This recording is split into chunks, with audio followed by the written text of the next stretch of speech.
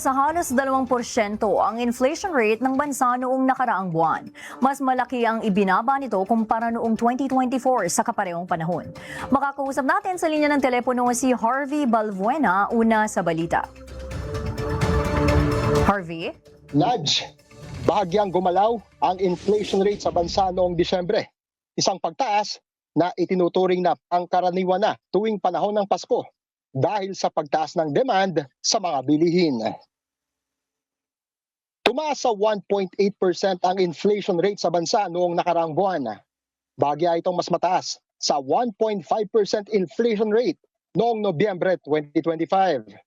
Gayunman, malaki ang ibinaba nito kumpara sa 2.9% inflation rate noong December 2024.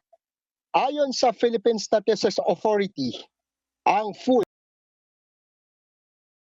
at non-alcoholic beverages ang pangunahing nagtulak sa pagtaas ng inflation rate noong Disyembre at nanguna dito ang mga produktong isda.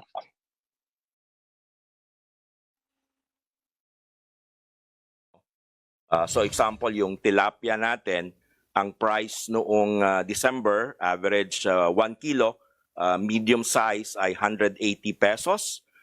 Compared to noong November, mga 179 pesos and 50 centavos, slight increase.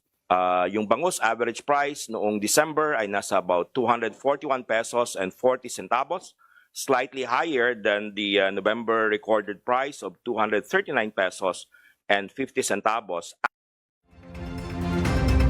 Pero naitala naman sa 1.7% ang annual average inflation rate o ang pangkabuang average inflation noong 2025.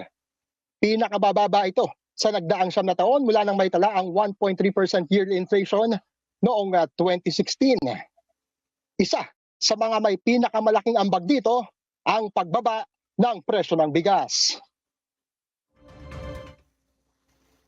Regular milled rice, no, 1 kilogram, ang average price niya noong 2024 ay nasa 50 pesos and 40 centavos. Noong buong 2025, ito ay bumaba sa mga 43 pesos, 42 pesos and 96 centavos, actually mga 43 pesos. So ang kanyang drop na per kilo ay 7 pesos and 45 centavos. Mas malaki yung kanyang bagsak actually sa areas outside NCR. Ayon naman sa Department of Economy, Planning and Development o DepDev, sa kabila ng domestic at global challenges, ay nananatiling kontrolado ang inflation rate dahil sa mga napapanahong hakbang at programa ng gobyerno.